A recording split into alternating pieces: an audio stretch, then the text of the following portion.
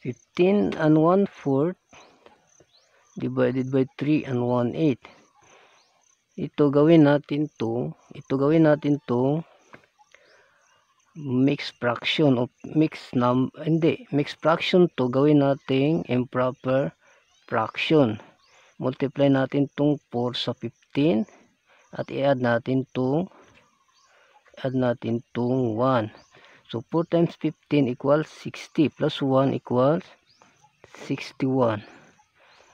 Ito, dalhin natin tong 4 dito. Mananatili yang denominator dito sa bagong fraction.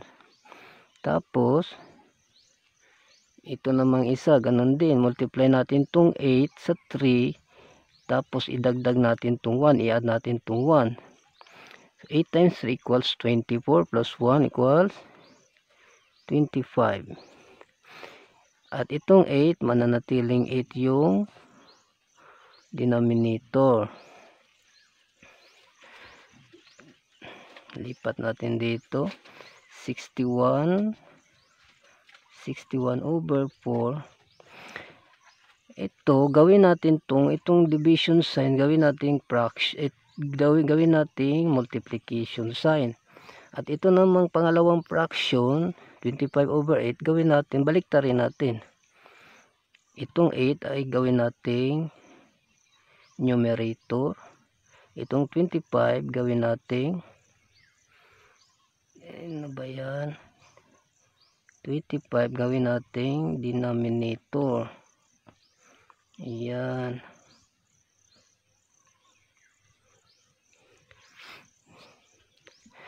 Multiply na natin itong 61 at saka itong 8.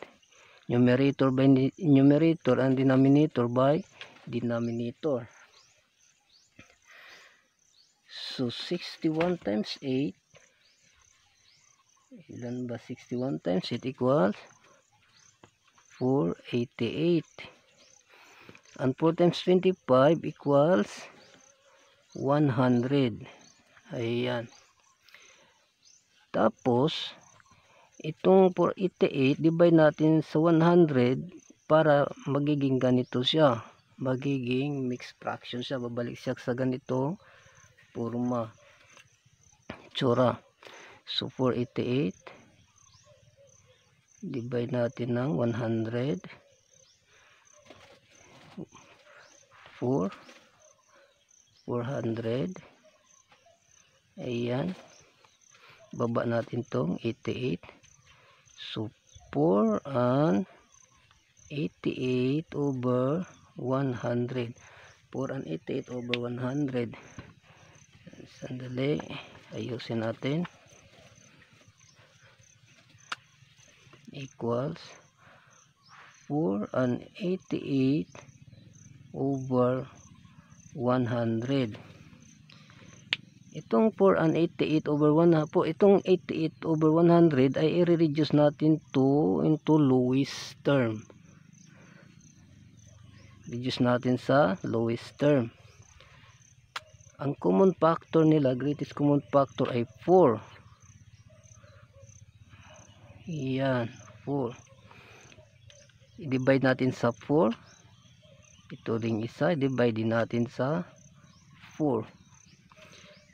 Dito yung final answer niya. Baba natin tong whole number na 4.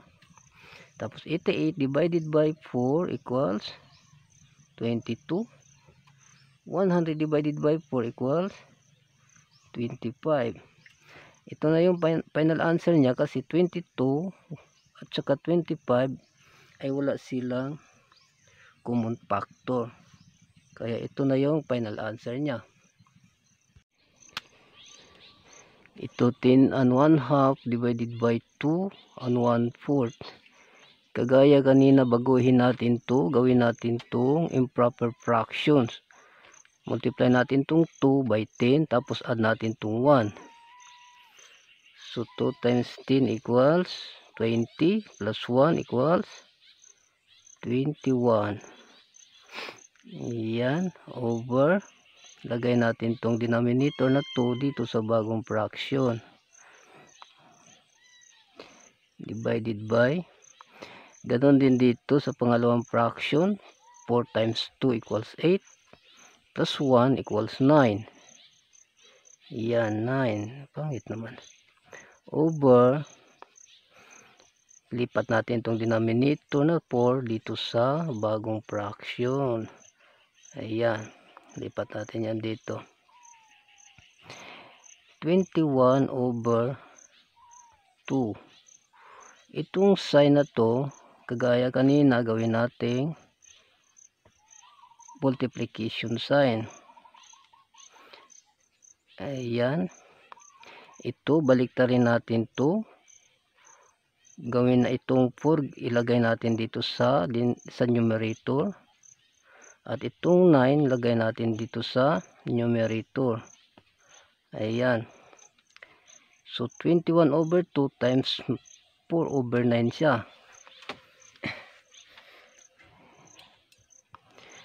Multiply natin to numerator by numerator and denominator by denominator. So 21 times 4 equals 4 times 1, and that is 4. 4 times 2 is 8. So 21 times 4 equals 84 over 2 times 9 is 18. Ayan. Divide natin itong 84 by 18 para ibalik natin sa ganitong forma. 84 divided by 18, 4 times 8 equals 32. 4 times 1 equals 4 plus 3 equals 72. Ayan. Subtract. 4 minus 2 equals 2. And 8 minus 7 equals 1. Lagay natin itong remainder sa numerator. 12. At itong divisor sa denominator. 18. So 4 and 12 over 18. Ayusin natin. 4 and 12 over 18. 4 and 12 over 18. Ayan. I-reduce pa natin to ng into common ay into lowest term. Ayan. Itong 12 and 18, ang common factor nila, greatest common factor nila ay 6. So divide natin itong 12 ng 6. Divide din natin itong 80 ng 6. Ito, hindi ito kailangan itong ano to. Ayan, divide natin silang dalawa ng 6. Baba natin itong whole number na 4. 12 divided by 6 equals 2. 18 divided by 6 equals 3. So yung final answer niya is 4 and 2/3.